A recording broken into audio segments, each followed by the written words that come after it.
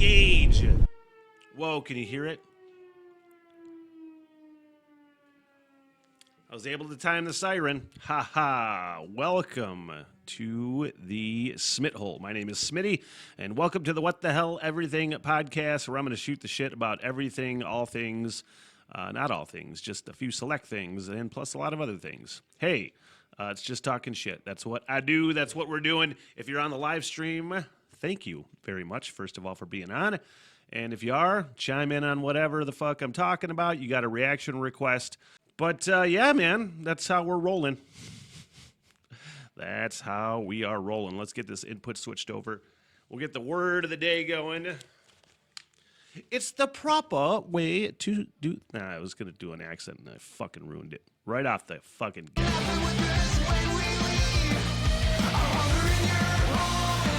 All right, let me save that. I am currently compiling my favorite Biffy Clyro songs for a pretty cool Biffy Clyro marathon sort of presentation in a way. I don't know when I'm going to do it yet. I'm just working on it. Preliminary work, I might add. Anyway, let me put that on Biffy Smith's Favorite Things playlist. Fun. Let's do the word of the day, you guys. From dictionary.com. What do we got today?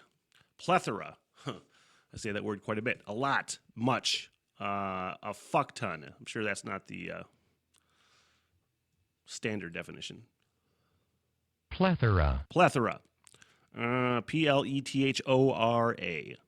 don't even know if I've ever spelled it, but I've said it quite a bit. Meanings and examples. Plethora.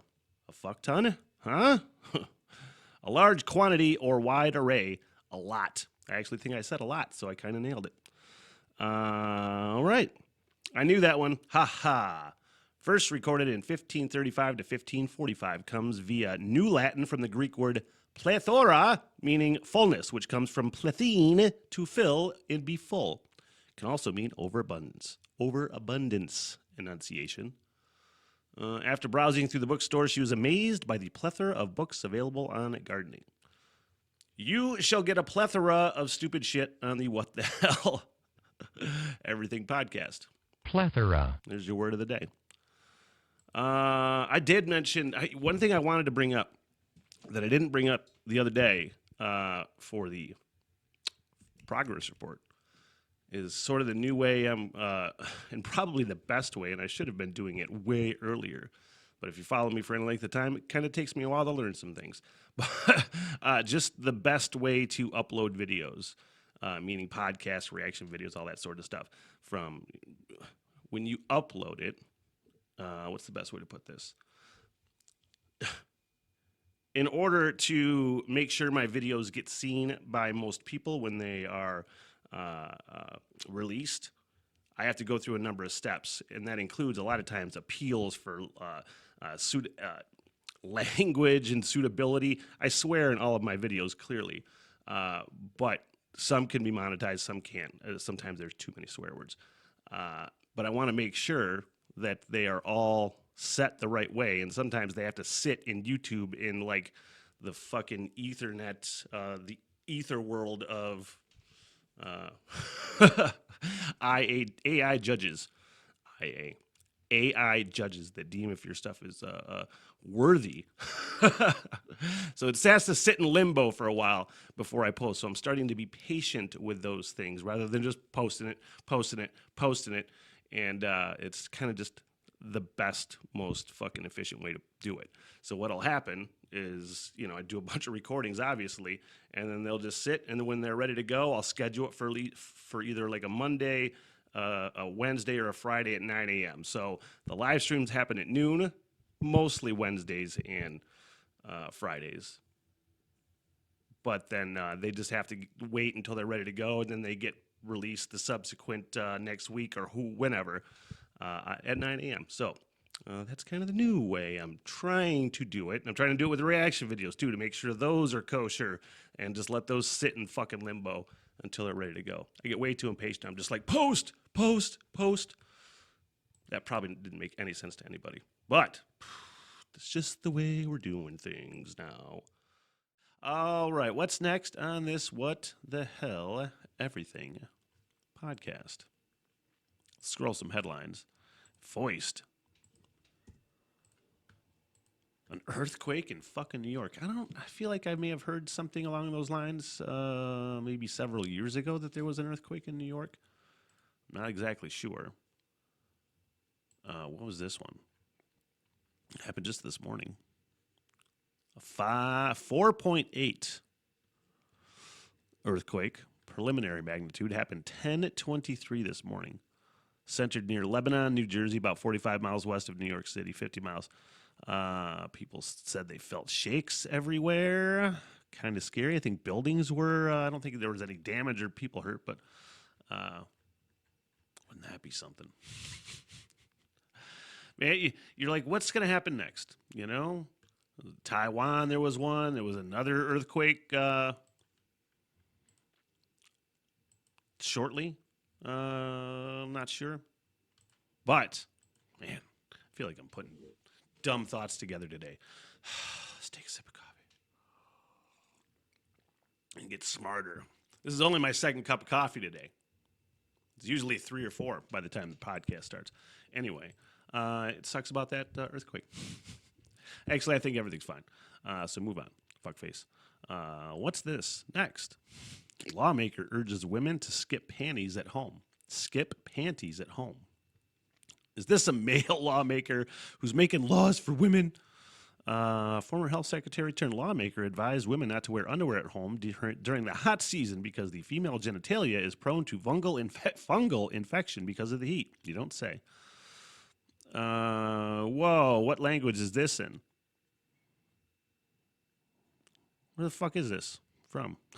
I was like, what language is this in? The whole fucking story is in English, but these quotes are in some sort of like, is this Taiwan? Is this the Philippines? I think it might be the Philippines. All the quotes are in that particular language. So, I don't know. But apparently, the more you scratch, the more it will itch. That's the only fucking part of the story or part of the quote that is actually in English. Okay, here we go. Women are prone to fungal infection. Why do I want to say it fungal? Fungal infection due to the heat. It is not a sexually transmitted disease but because of the normal flora in the genitalium of women. I like it. You made it sound like a flower, the flora. Once you sweat because of the heat, it becomes a perfect petri dish for fungi to grow. Don't scratch it. The Candida albicans on the skin will grow. That's why it's itchy. I think that's a yeast. Candida? There we go. All that brew and beer helped this fucking information on this story.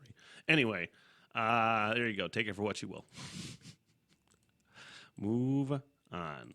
Next, Tiger Woods. It's going to be in the Masters. Is that soon? Is it this weekend? I think it is. Happening now, maybe? On Wednesday, the New York Times published a story about Tiger Woods' 2024 preparation for the Masters. According to the article, a friend of Woods told them that he is so focused on Augusta that he's eliminated sex. They say he's focused. He's working really hard in the gym. He's eating right. He's even eliminated sex. He does that now when he's preparing. No sex until the tournament's over. That was a good move, Tiger. You should have fucking went with that theory 15 years ago, 20 years ago now. How long has it been since Tiger Woods went off the fucking rails?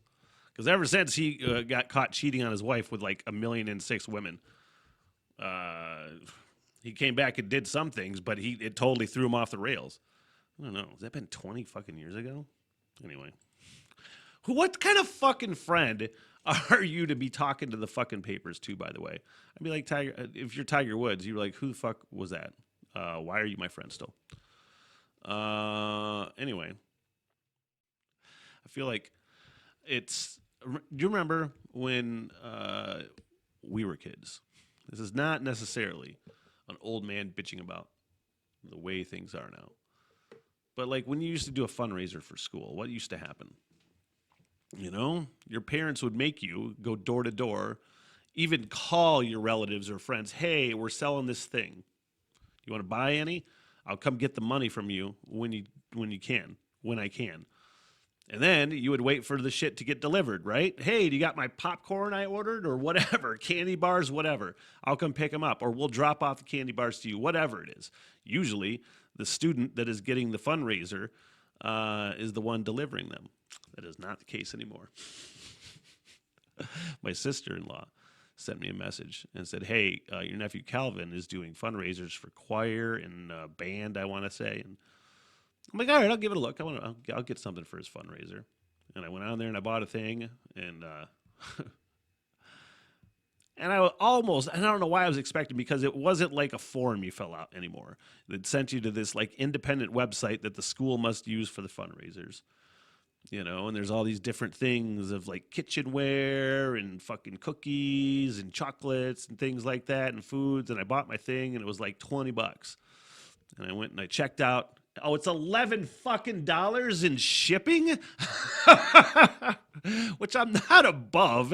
If it's something you're gonna fucking pay, if you're getting yourself, you're like, oh, it's $11 shipping. I guess I'll do that. And that was what I did in this case. But like, they can't just deliver it to the student and then you get it from the student, because that's how it should be. There should be the process. There is that responsibility process, that the students should have to go through, I feel like, where, okay, it's your thing, you're doing a fundraiser, you get all the fucking names, and you do the thing, and then you collect all the things for the fundraiser, and then you fucking deliver the things. No, it's $11 shipping, and I couldn't even have it shipped to my fucking place because they don't deliver to P.O. boxes. So, all right, well, I sent it to my parents' house. I could have it delivered here, I suppose, but it's a weird, delivery number for my apartment. And I never feel comfortable for some reason having things delivered to my apartment door. I don't know. So I had it delivered to my parents. Hopefully they don't open it. It's just popcorn, but they might not like this particular popcorn. The point of the fucking story is that $11 shipping. Thanks for fucking thanks for getting something for the fundraiser with your $11 shipping. Get the fuck out of here. Where's it coming from? I didn't even look at that. Where's it coming from for $11 shipping? Anyway. Hey, it's time for a sponsor break, and this What the Hell Everything podcast is sponsored by me. And the What the Hell Everything podcast is sponsored by the Smitty Learns Irish Pubcast coming in 2026. You know it. I talk about it all the time, but could be the one person. There could be one person watching or listening to this podcast right now who had no idea that was even a thing. And that is going to be in 2026. I will hike Ireland for a full year, town to town. Every 3 to 5 days, I'll move on to a new town, learn about the town, do a pubcast, some sort of interview with people, historians, and such in a pub, record it, edit it, and it will be there'll be man on the street type segments talking to people, different sorts of segments, and it's going to be a really fucking awesome podcast, the Smitty Learns Irish Pubcast, coming in 2026, that I don't think I think about too much. But it's quite possible. Who knows? And now, check your watch. Time for your 420 break.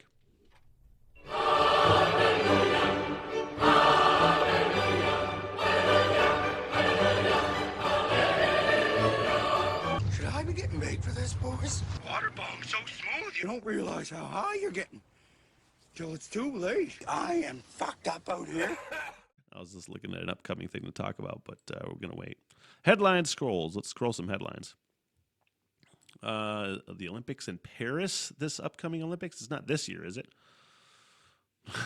I remember when this happened because of COVID. The intimacy ban that had been in place for the 2020 Tokyo Olympics has been lifted for the 2024 Paris Olympics. Hey, you can fuck away now. And the event will be stocked with 300,000 condoms. All right. Just fucking banging, That's called training, by the way. Next. Scrolling headlines. Jewish women in New York launched sex strike to challenge oppressive marriage laws. They are not going to fuck away. Let's see. I did read this story a little bit ahead of time.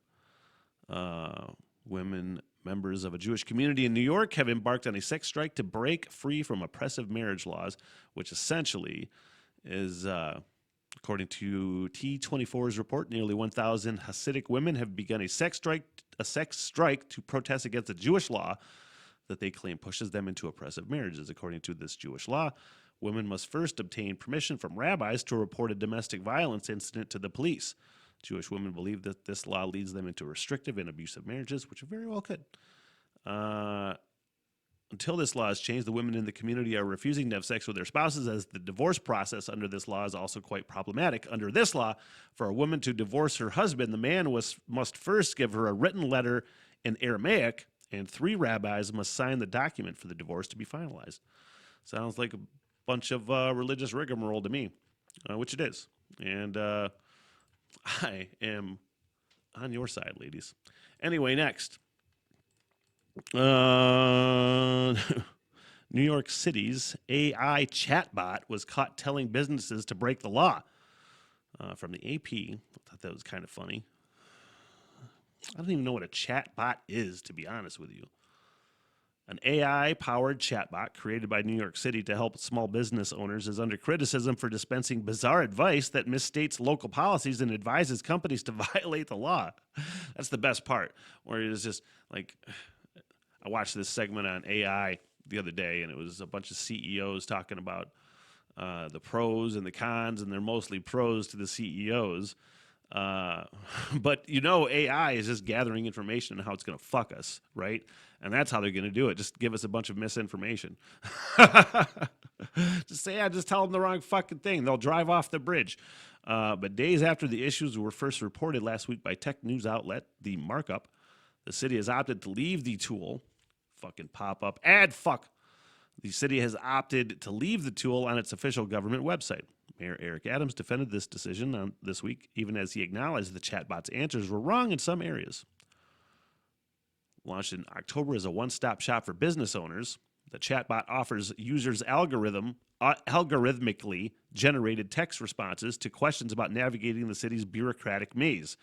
It includes a disclaimer that it may occasionally produce incorrect, harmful, or biased information, and the caveat, since strengthen that is its answers are not legal advice. I don't know what the fuck. What's going on in this world? I don't even really. Why would, if you are a business owner, why would you be talking to this chatbot? Is it for people with business filings and things like that? It's got to be, right? I don't know. Sounds ridiculous. You know what's even more fucking ridiculous? I can't believe I just fucking remembered to talk about this on the show.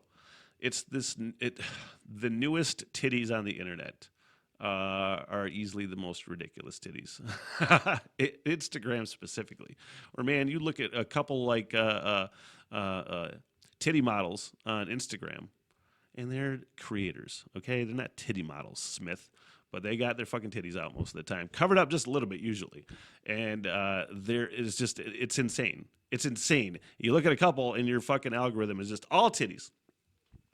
Now, the new thing that buddy Tim Logan told me about is girls that have their titties out, but they're nursing. Except they're not really nursing a baby because it's a fucking doll. It's a look-alike, lifelike fucking baby doll, and then they just put the doll's head over their titty, but their titties are out, and it's like this thing that they can get away with. This little sort of caveat that they found in Instagram's rules, where you can just have your titties out. It's like, should I look at that? You know, like every fucking dude is going to look at titties. You know, I say it all the time. It's okay to look at titties. That's what you're supposed to do. You're a dude. You're like, boom, titties. But you got to like learn to be like titties, boom, and then switch and then look away. Or, you know, it's got to be a casual thing. You can't look. And you're not supposed to look if women are breastfeeding. But you fucking do. You don't stare. You might accidentally go, oh, nipple, you know, and just fucking move on with your day, you know. There's an art to looking at titties. But if they're not, they're fake babies, is it okay to look then? Should you feel creepy? And then I swear to fucking God, I did see one just popped up, and it was a for real baby. But this chick was totally showing her tits. I don't even know if it was her baby or not. You know? Should you look at that? And again, you're like, I probably shouldn't, but I fucking did. Because they're titties. You know? I don't know what to tell you. It's not sexist to be attracted to things you're attracted to. That's why it's in our head. For fucking thousands of years, we've been going tits. You know? It's just the fucking way it is. And that's actually going to wrap up. But what a great note to wrap up the podcast on today. That is it. That is all for me. If you're on the live stream, thank you so much. I appreciate you. And if you're checking this podcast out, video on YouTube or Spotify, another audio platform or whatever, feel free to shoot me a message. You want to comment on anything I talked about, throw it in the comment section. Message me some way, shape, or form. But otherwise, catch me doing all the things, man. All the things, all the what the hell, everything. I'm out. So long, sucker. Good night, everybody! I'm so sorry for everything that has happened. Bye-bye. Yeah, all right, I'll see you guys there. Bought a bar and get your face, huh? Get me paid, bitch! Sit, boo-boo, sit. Good dog. I love y'all very much! Peace out! Good night, ladies.